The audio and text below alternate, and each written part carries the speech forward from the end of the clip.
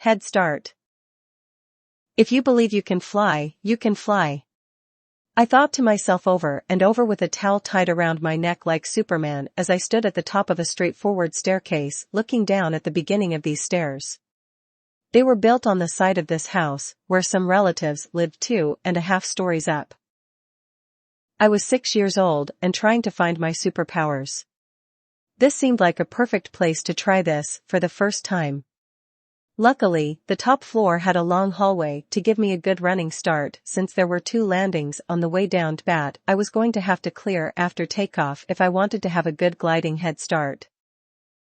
My quest to find my superpowers started a couple of years ago when I was only 4 years old. I had this dream that changed me forever. A man with a beard approached me and taught me how to not only to wake up in my dreams but to control everything while lucid dreaming. Flying became second nature to me when I woke up in my dreams. Like learning how to ride a bike, you cannot forget how to do it when you get back on one. So, for the last couple of years, I had been seeing the signs everywhere that they might be possible to achieve while I'm awake. The man in my dreams taught me a lot of things that I could not remember or write down since I was only a 4-year-old boy that did not know how to read or write yet and only spoke Spanish. The final straw was watching Peter Pan sprinkle pixie dust on the Lost Boys. Even the dog could fly. I already knew how to fly, I just had to apply it to the real world. Or was it from something I learned a little while back before that? I remember asking my mom when I was 5 years old, which way do we go when we die, left or right?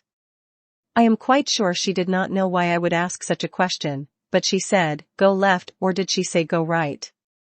I had just learned in Sunday school about Joshua's dream with the angels at the top of the ladder ascending and descending from heaven in the verse from the book of Genesis 28 verse 12. KJV. Either way, it was all starting to make so much sense. If angels could fly from the top of a ladder, then so can I. To wake up in a dream feels no different than being awake during the day, except the possibilities one can do are endless. This must be real. This must be it. I tightened up my towel when I got to the back of the hallway. I had recently been going to gymnastics at the local park with my older brother, so I knew that I could easily jump and flip roll over like 10 kids laying down, so if my calculations are correct, I was going to need the same amounts of effort if I wanted to clear both of those landings on the way down, just in case I had to glide my way up like Dumbo had to gain speed to take off flying after he dove off that platform. I took off running as fast as I could and dove. I am so glad there was no overhead roof, because I would have hit it. I was doing it. I was flying. I could feel the sun on my face, the wind in my hair and my cape flapping in the wind behind me. My feet must have clipped the second landing because the next thing I remember is waking up at the bottom of the stairs with my right cheek to the ground in a puddle of my own blood, my legs on the last 2 steps and my mom crying, screaming my name. Saul, Saul. My first thought was as I stared into my puddle of blood was, is that a bone? Head start.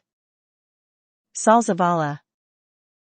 When I was 4, I was visited by me in a dream, but old. I did not recognize him at first. He showed me everything, every thought, picture book in a ball. Then when I was older, I had this dream that I was flying. I was flying in control when I saw this little boy, sitting in a room on the edge of a bed all alone and staring at the floor. Put your head up, don't be sad, you can do anything you want, here in Dreamland.